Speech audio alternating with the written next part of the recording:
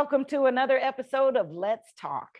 I'm Jade Harrell, and I'm joined by Amber Clear, Amy Rivera, and Miss Jamie Valentine Dovey today. Hello, ladies. Hello. Hi. Welcome back in unison, the highlight of my week. I'm loving this moment. What are you loving right now? Let's start with you, Amber. I'm loving my single freedom. I do what I want, when I want, all by myself or with other people. Whatever I want to do, I can do it on my schedule. Ooh, and that's your business. And I'm loving that too. What about you, Amy? I'm loving this moment right here. I'm catching up with my favorite ladies. Yeah, it makes my whole day. Jamie Valentine, Artistic Dovey. Yes. What you loving right now?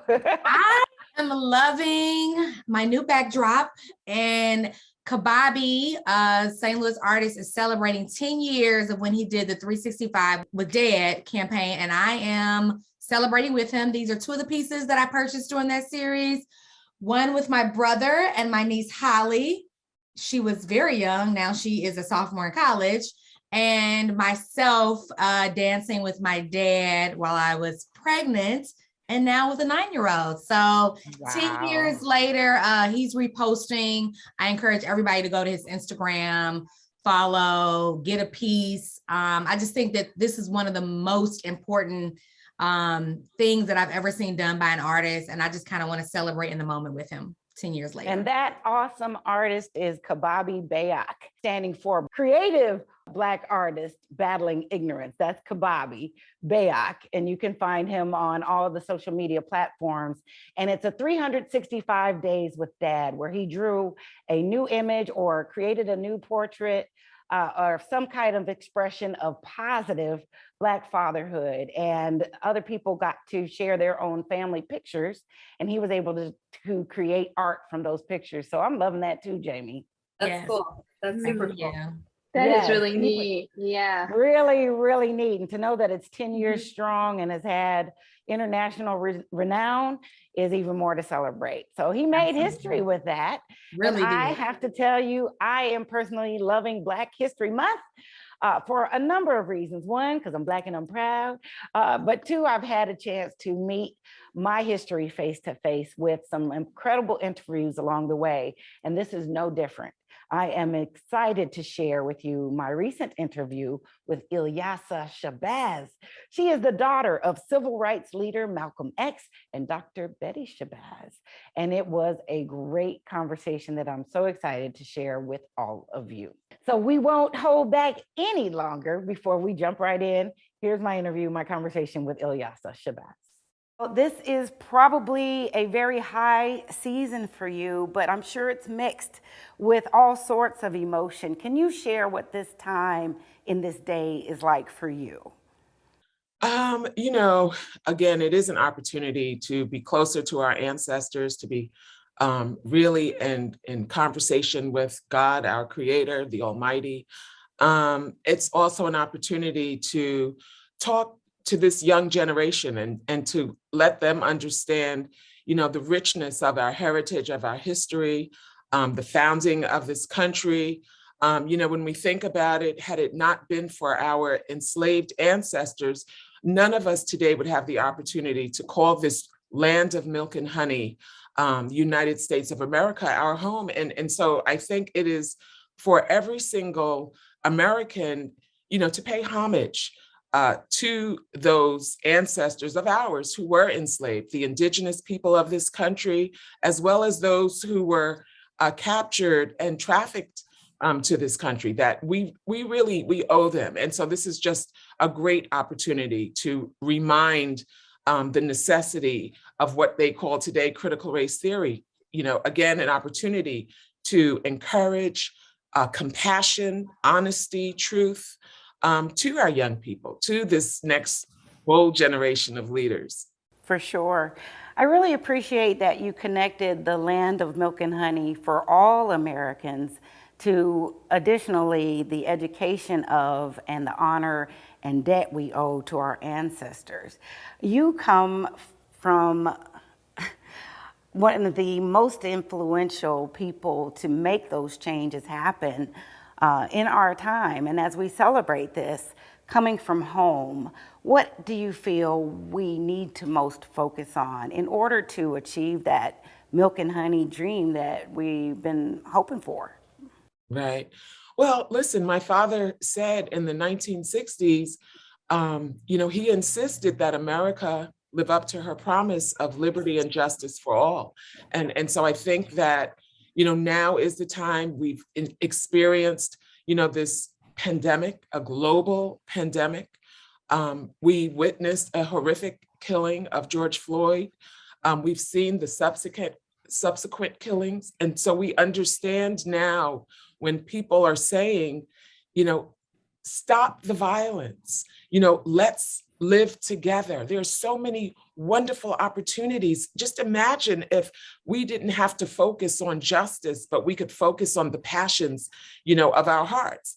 And so I think that, if we want to speak to every human being, it is first learning to love yourself. When you learn to love yourself, you learn to love others.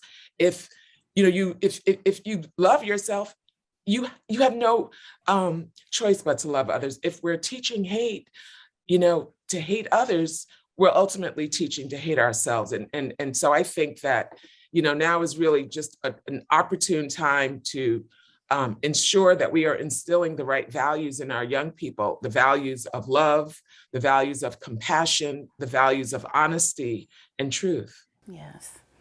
Well, for years now, you've worked on institution building and intergenerational leadership development. Can you explain your focus in more detail? Well, it's like, the saying, a tree cannot grow without its roots, and honoring and celebrating our ancestors, understanding the stories, their experiences, realizing the value and the depth of their intellect, support, experience. I think all of those intergenerational types of interactions and discussions are very much needed. There's so much that we can learn from our parents and our foreparents, and I would encourage every young person to just sit around and look at your parent and understand that they too was, you in their youth, just as you are experiencing similar challenges as you, and it is really them. They are the ones that can give us guidance, and this new generation, can introduce all of these new advances that we have because of them. Yeah. I wonder, is it a monumental task for you to carry on the legacy of your father, Malcolm X, mother, Betty Shabazz, and the rest of your family? As we're looking at the intergenerational hope and building, how's that for you? Has it been monumental? Monumental, I find it a way of life.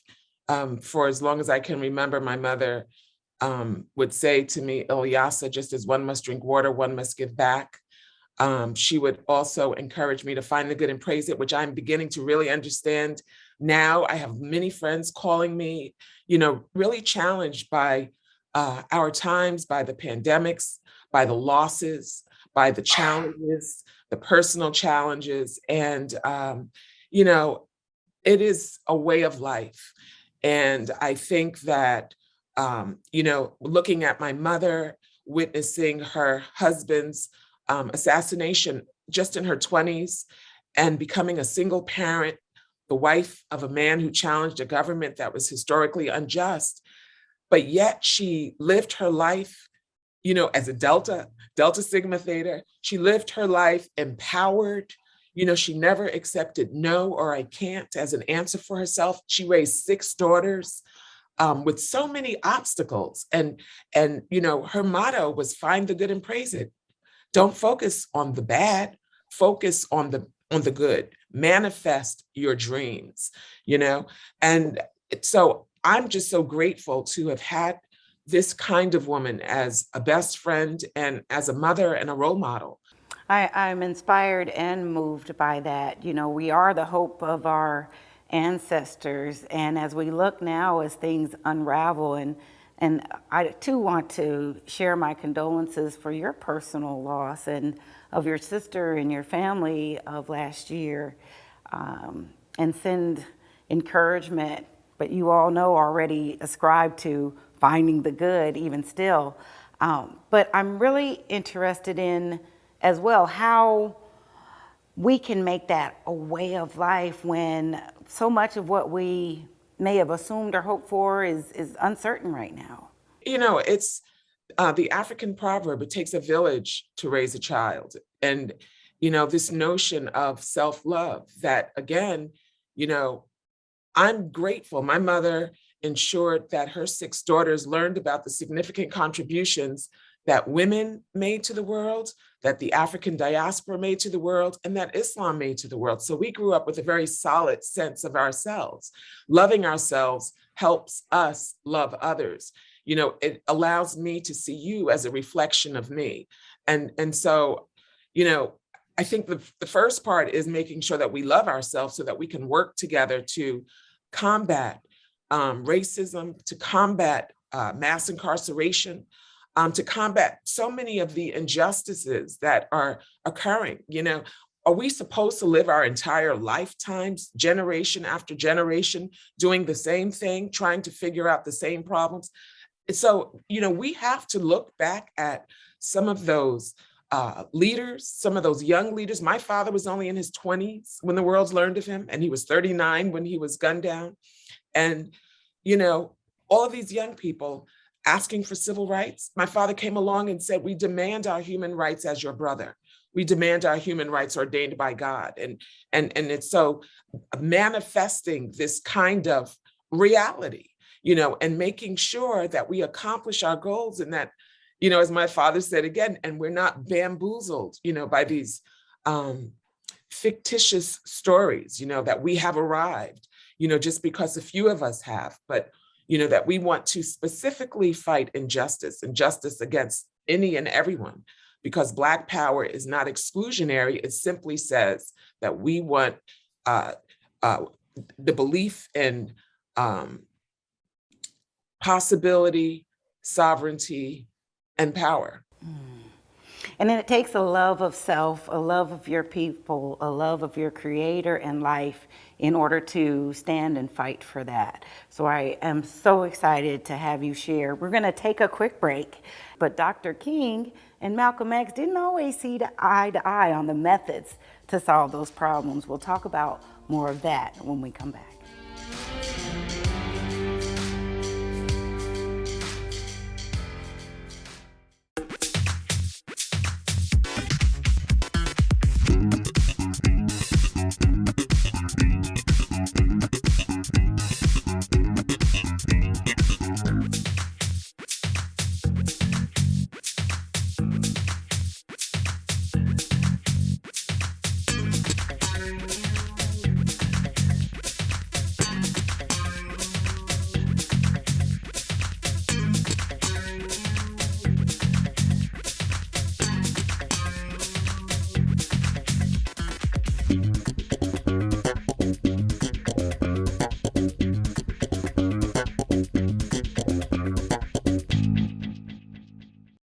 And welcome back to Let's Talk. We've been taking a look at my recent one-on-one interview with Ilyasah Shabazz.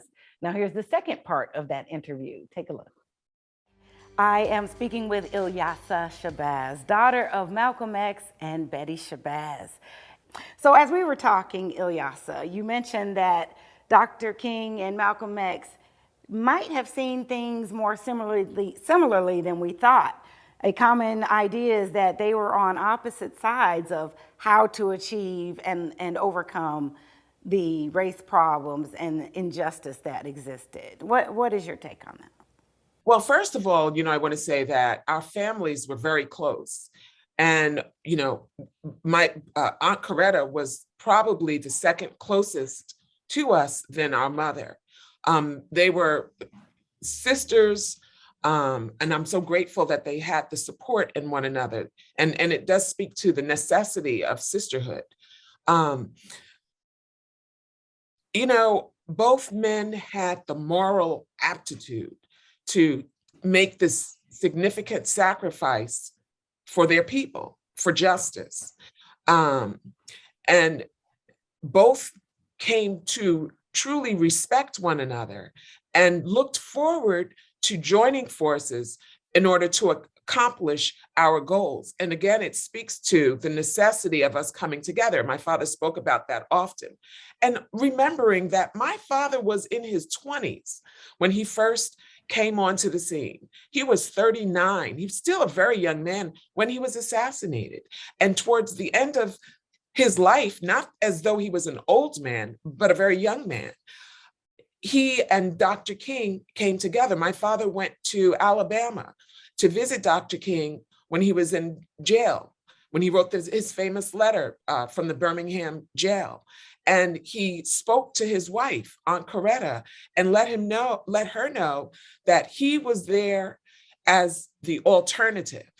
If the powers that be did not listen to Dr. King, that Malcolm was the alternative. And we know that they did not want that. And so ultimately they got rid of my father, and then they also got rid of Dr. King. But they both understood what injustice was. They both understood human trafficking. They both understood all of the injustices that existed against any human being, and they wanted to end it, primarily against their own, and of course, anyone else, because we believe in the fatherhood of God and the familyhood of man and woman and you know. Yes, I do. And as we all should and can. Ilyasah, thank you so much for joining me today and wishing you continued success in all of your endeavors. For more information about Ilyasah, make sure you visit ilyasahshabazz.com. Yeah, ladies, that was a really powerful conversation for me personally, especially right now during Black History Month. Among the many people that I've had an opportunity to have conversations with that were really from the pages of our past, this was one that really touched my heart, to know the closeness and sincerity of both Ilyasah's father as well as Dr. King. And to hear her call Coretta Scott King Auntie Coretta really touched my heart. What were your thoughts, Amber? I think that what you just said really resonates, the fact that we sometimes forget these really powerful figures. At the end of the day, they are family members and are friends and are just people at the end of the day. And that's really inspiring to think that they're quote unquote just people. So Yeah, Mhm. yeah. Mhm. It kind of broke my heart with that too, because you know that Ilyasah was just a little girl, like a toddler, Yeah. when her father was assassinated during a time when things were so incendiary. So you think about family, imagine experiencing all that, just trying to take on your day to day. Amy, you know about trying to do family and life and find balance, but also fighting for a good cause. What were some of your thoughts?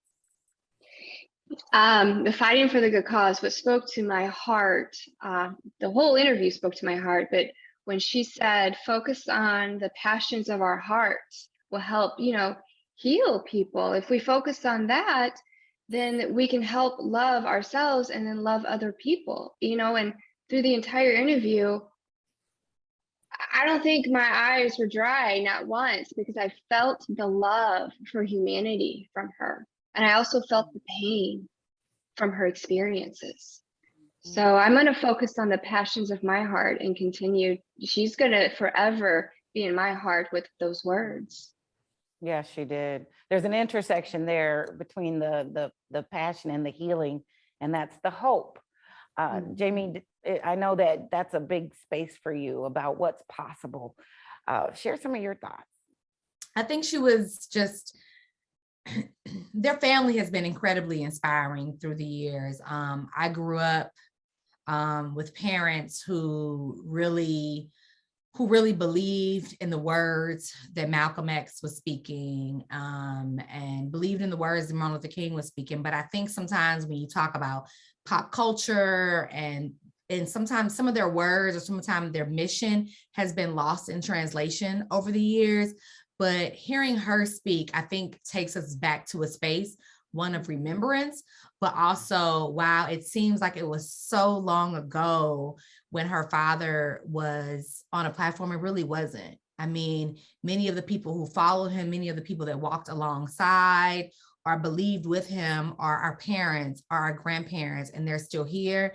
And the issues, there were issues then, are the very same issues we're fighting right now as we celebrate Black History Month. So I think it kind of brings really kind of a calm to us to know that if they got through it, whether they survived, you know, it or not, I think they were able to get through it. They were able to get their families through it. And I think we still have work to do. There's still work to be done, but we can't forget the journey that people like Miss Shabazz and her dad went through. So we're in this You know, I'm together. glad, yeah, we Yeah. are, and what you speak to is that continuum, you know, how if those are Mhm. the same problems and they got through it, then where is our work to begin? And you're in social media and the pop culture, what's a good way that we can bridge that gap? I think honesty. I think I am not one to ever sugarcoat too much. And so I think we have to be honest of our past, our present, and from there we can go forward to our future. I think reminding every person they can make an impact is a huge, huge empowering tool. I would agree with you very much. What do you think your parents would say to you, being this close to your ancestry, your history?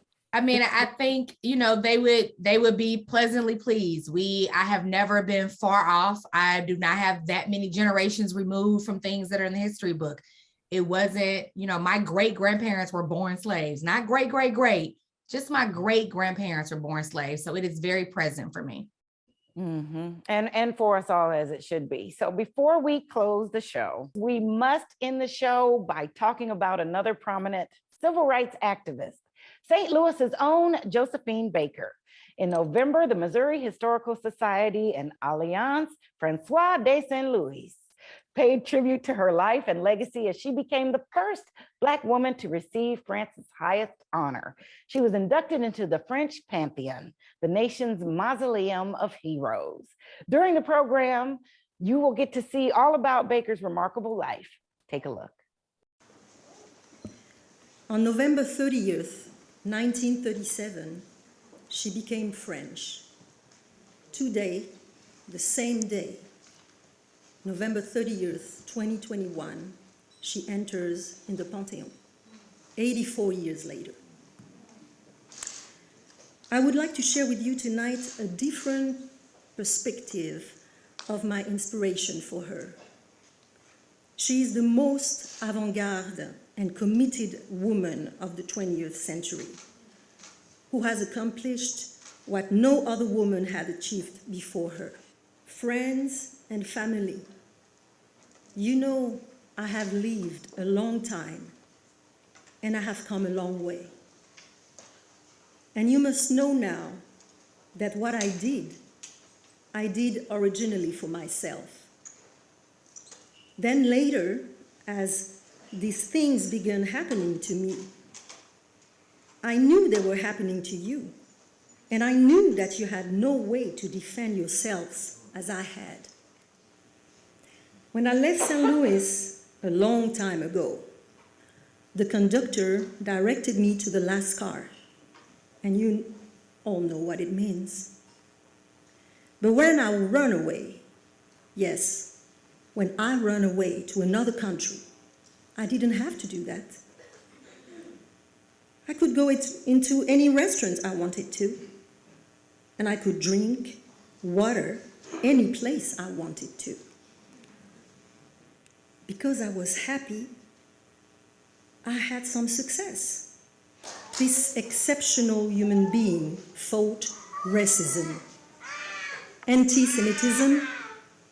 She fought for freedom, for France, for equality, but most of all for love and her children. That's a lot of battles. The images of her do not fully serve the remarkable, complex woman she was.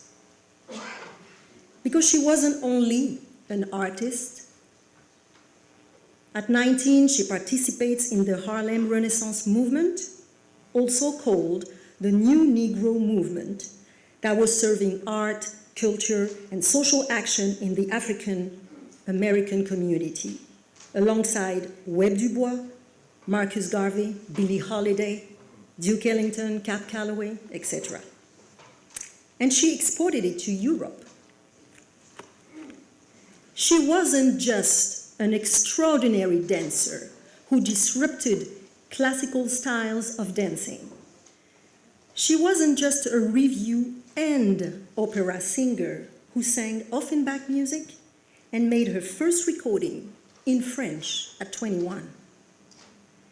She wasn't just an actress, actually the first Black actress to star in an international movie, playing a woman falling in love with a white man, when at the same time in America, the actress Hattie McDaniel was playing a maid in Gone with the Wind. But she was also a World War II spy. Pourquoi pas? And in order to do so, she had to leave France for 4 years, something she does completely voluntarily, that no other woman of her social standing chose to do. She gave the French resistance access to all of her resources by using her name and relations.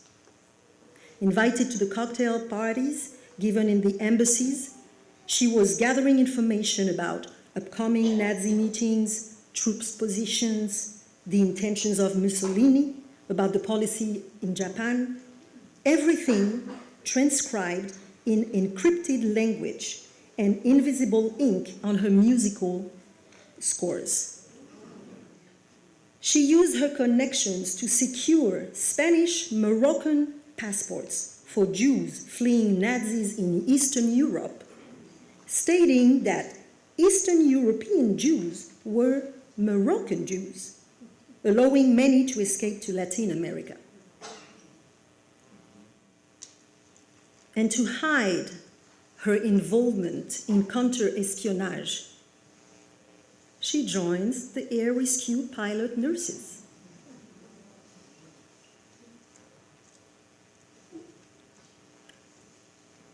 After the war, de Gaulle made her Chevalier of the French Legion of Honor. She was also awarded with a top military award called La Croix de Guerre for her role in resisting occupation under the Nazis, and La Médaille de la Résistance. Yes, it was a really wonderful presentation they had there at the Missouri History Museum. If you haven't had a chance to watch the entire program, we have it available for you on our YouTube channel, and I definitely recommend you check it out. Baker is also featured in the History Museum St. Louis Sound exhibit, which runs through January 2023. To learn more about that, as well as events they have planned for Black History Month and more, visit mohistory.org. That's all the time we have. So thank you again for joining us today. Be sure you find us on Facebook, Twitter, Instagram, and YouTube, or visit us at stltv.net. I'm Jade Harrell for Amber Clear, Jamie Valentine Dolby, and Amy Rivera. We'll see you next time on Let's Talk.